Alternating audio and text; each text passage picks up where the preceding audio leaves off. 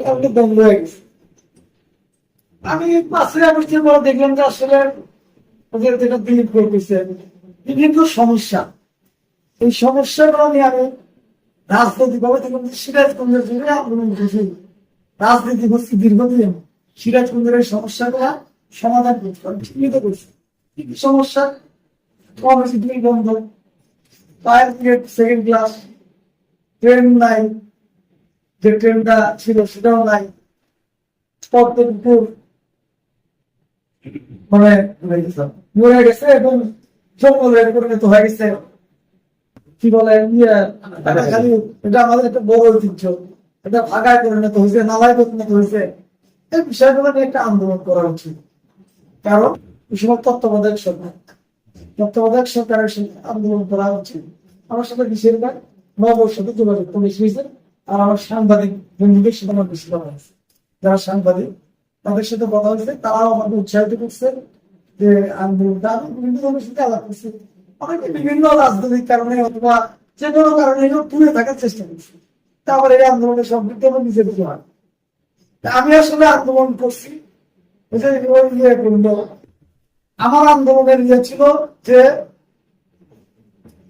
যেহেতু জুলাই আগস্টের আন্দোলন সাকসেসফুল করতে ছাত্ররা, তো সিরাজগঞ্জের যে সমস্যা সমাধানের আন্দোলন ছাত্ররা যদি অংশগ্রহণ ঠিক মতো করে আন্দোলন সাকসেসফুল হবে, এটা আমার মাথার মধ্যে ছিল।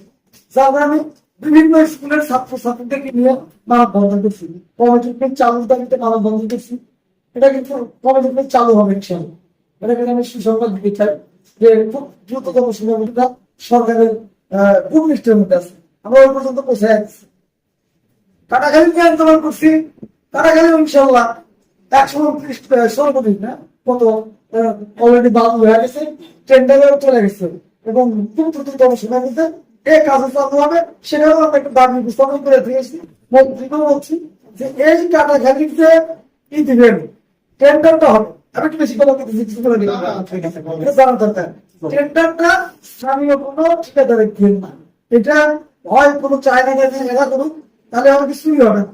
তার আগে শুনছি যে 70 কোটি 60 কোটি টাকার বরাদ্দ হয়েছে, কিন্তু সেই বরাদ্দ হয়ে গেছে, কাজ হয় না এখনো। কিন্তু আমি তত্ত্বাবধায়ক সরকারের 130 কোটি 29 কোটি টাকা একটা ন্যাশনাল টেন্ডার হবে এবং এখানে ঠিক করতেছে, ঠিক করতেছে আমার হয়তো। তো ওই যে ওই আমি যে আন্দোলনটা করছি পদ্মপুকুরের আন্দোলনটা ছিল, সেই পদ্মপুকুরটাকে সংস্কার করতে হবে, ওরা কিন্তু কাজ শুরু হয়ে গেছে। রেল কিন্তু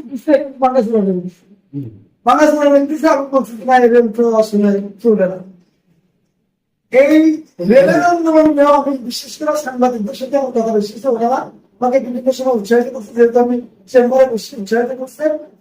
আমি এই ব্যাপারে আলোচনা করছি নজরুল ইসলাম সাহেব ডিসি, যখন দেখলাম যে অলরেডি যে 7 ধারা নোটিশ হয়ে গেছে, তখনই 7 ধারা নোটিশ 7 ধারা নোটিশ হয়ে গেছে আমাকে দেখাবো।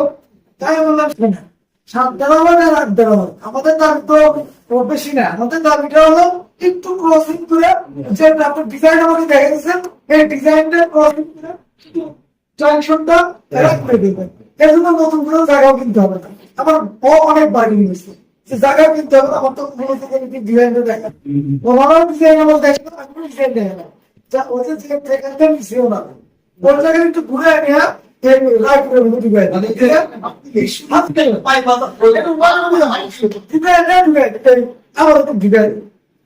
যেটা শহরের দিক আমরা শহরের দিক করতে চাচ্ছি, শহরের অনেক সুবিধা লাগে। আমরা শহরবাসী সকল আন্দোলন সংগ্রামে আমরা শহরটা কিন্তু ভূমিকা রাখি। এখন এখান থেকে ট্রেনে উঠবে, সেই ট্রেনে উঠবে কেন করবো আমার তো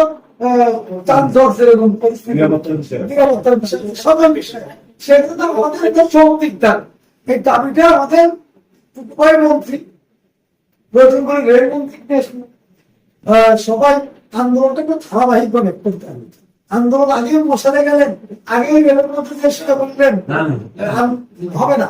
আন্দোলনটাকে চলমান করতে হবে, চলমান করতে আমাদের দাবিটা যৌক্তিক আমরা যুক্তিগুলো দিয়ে বুঝাবো। এই ফায়ার ব্রিগেডে কিন্তু হয়ে গেছে, সেন্টার ছিল পৌরসভা ছিল ফার্স্ট ক্লাস, আমরা কিন্তু এটা জানতাম না যে এই five division second class, second class মানে কি আপনার পৌরসভা থেকে ফার্স্ট ক্লাসের নতুন যায় বিল্ডিং এর, আপনার পুরো বিল্ডিং এর 5 তলায় আগুন ধরে, এই ফায়ার ব্রিগেড ক্ষমতায় 5 তলায় যায় আগুন ধরে।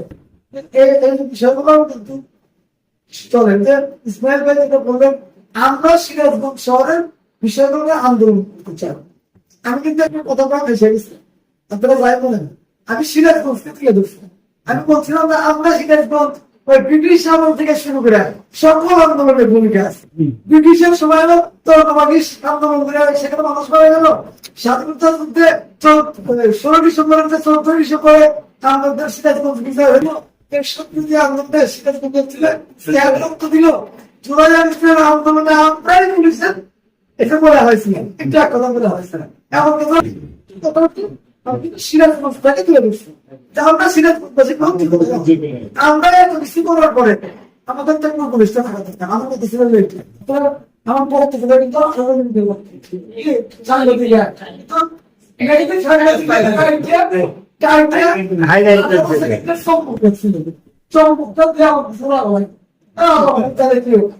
আমার পরে আমি করি না এই জন্য যে মামলা ছিল সংগ্রাম যুদ্ধ জেলও গেছি, বয়স 60, আমার আব্বা মারা গেছে 70 বছর বয়সে, হিসেবে 9 বছর বয়সে, 9 বছর পরে কি ওটা ঠিক নাই মৃত্যু হবে না, একদিনই কাটতে পারবেন, মৃত্যু হবে না।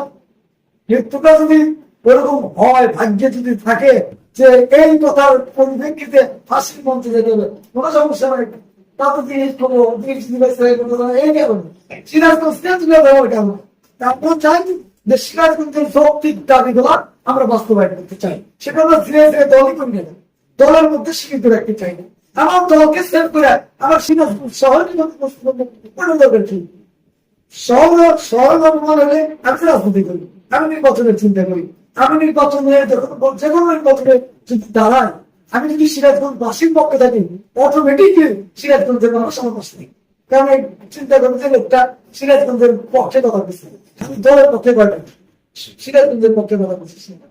সকল দাবি এখন আমাদের মূল টার্গেট হলো রেলের দাবিটাকে আমরা বাস্তবায়ন করতে চাই।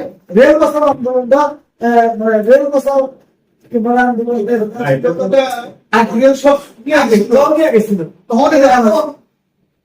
মেলা আছে, আন্দোলনের ব্যাপার আছে। আমি কিন্তু আজকে পত্রিকায় বলছি যে যমুনা সেতুটা যে হইল, যমুনা সেতু কিন্তু ডাবল লাইন, যমুনা সেতু কিন্তু ডাবল লাইন, কেন কিন্তু ডাবল লাইন, পূর্ববারেও কোনো ডাবল লাইন নাই, পশ্চিমবারেও কোনো ডাবল লাইন নেই। তো আমাদের আন্দোলন থাকবে যে আমাদের দ্রুততম সময়ের মধ্যে এই ঢাকা থেকে সিরাজগঞ্জে আসতে অথবা বগুড়া যাইতে অথবা ঈশ্বরদী থেকে ডাবল লাইন করতে, এবং ডাবল লাইন বাজেট আছে, বাজেট আছে, এবং এই বাজার কি সিন্ডিকেট তৈরি করে এই ট্রেন লাইনটাকে করতে দেয় না, প্রতীক না হইলে আমাদের এই উত্তরবঙ্গের লাইনটা যাতে ডাবল লাইন হবে, এবং ডাবল লাইন হলে সকল ধরনের সুবিধা থাকে।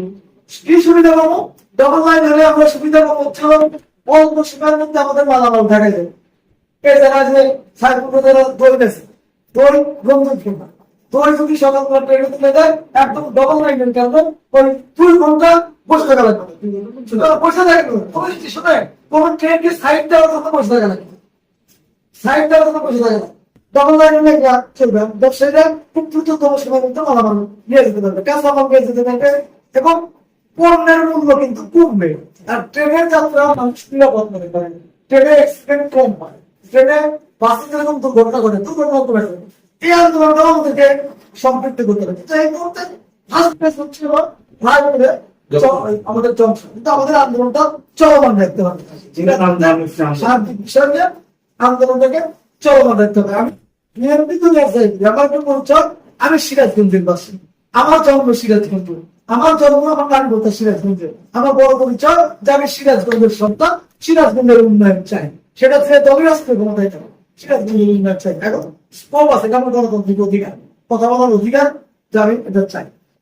সেই জন্য সকল আন্দোলনের সাথে এটাই আমার কোন কথা ছিল, আর বক্তব্য দিকে